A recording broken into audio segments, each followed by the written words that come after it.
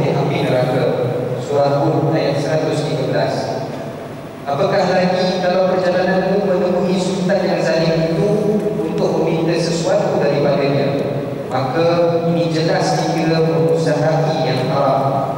Rasulullah SAW pernah bersabda, Man tawadha'a li waliyyin salihin dhahaba thulutha dinihi. Artinya, sesiapa yang merendahkan dirinya kepada orang kaya yang soleh kerana kekayaannya, maka telah hilanglah 2/3 daripada agamanya.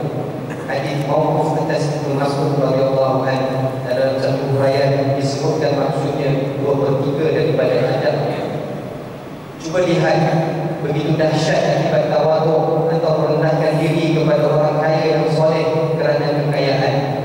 Maka betapa pula kalau engkau tawaduk kepada orang kaya yang soleh, lagi-lagi besar lagi. Jadi kita mengerti tentang itu. Ringkas kata sebagai penggulungan dari Imam Al-Ghazali kepada pasal yang insyaAllah kita sambung selepas kita berehat insyaAllah akan setengah jam 11.30.